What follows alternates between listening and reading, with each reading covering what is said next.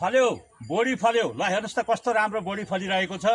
यो झेक्रामा नजाने बोडी हो, पोथ्रे बडी पनि भनिन्छ, यसलाई स्टिकलेस बडी पनि भनिन्छ। यो राम्रो उन्नत जातको बडी हो। तपाईहरुले देख्न सक्नुहुन्छ कति राम्रो लपक्क बोडीहरू फलिरहेको अवस्था छ। हामीहरूले बोडी रोपिसकेपछि बोडीलाई गर्नुपर्ने ट्रिटमेन्टहरू हामीले राम्रोसँग गर्दैनौँ, त्यो कारणले पनि बोडीहरू कम फलिरहेको हामीहरूले पाउँछौँ।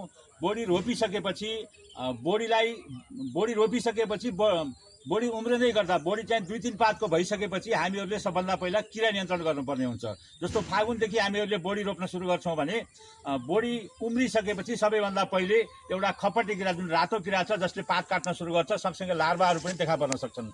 हामीहरूले सुरुवाती अवस्थामा पात काट्ने किरा लाई चाहिँ नियन्त्रण गऱ्यौँ भने हामीहरूले रोपेको बोडीको ग्रोथ चाहिँ राम्रो हुन्छ। त्यसपछि बोट बढ्दै जाँदा एउटा रस चुस्ने किराहरूको प्रकोप बढ्दै जान्छ, जो हामीहरूले मेसो पाउँदैनौँ।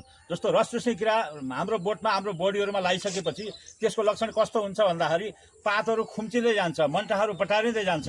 त्यो खुम्चिरहेको अवस्थामा हामीहरूले यहाँ चाहिँ रस चुस्ने किरा चाहिँ लागेछ भनेर बुझ्नुपर्छ र रस चुस्ने किराको चाहिँ हामीहरूले विषादी अर्ग्यानिक या रासायनिक चाहिँ प्रयोग गरेर यसलाई चाहिँ नियन्त्रण गर्न सक्छौँ। यसरी चाहिँ हामीले किरा नियन्त्रण गऱ्यौँ भने बोडी प्रशस्त मात्रामा फल्छ। हामीहरूले के गर्छौँ भन्दाखेरि धेरै जसो झार नियन्त्रण गर्ने अनि चाहिँ पानी मात्र दिने, अरू किराहरू नियन्त्रण नगर्ने गर्दाखेरि हाम्रो बोडीहरू चाहिँ कम मात्रामा फलेको पाइन्छ।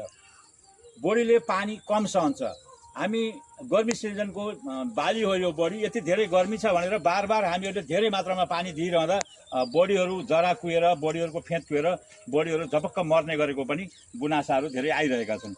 त्यसैले बोडी रोपौँ र पानी नियन्त्रण गरौँ, सँगसँगै किरा नियन्त्रण गऱ्यौँ भने एकदमै राम्रो बोडी फल्छ।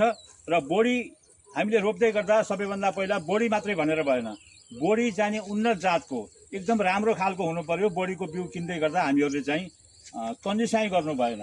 तपाईहरुले सुरुवाती अवस्थामा बोडी राम्रो किन्दा थोरै पैसा धेरै पर्छ।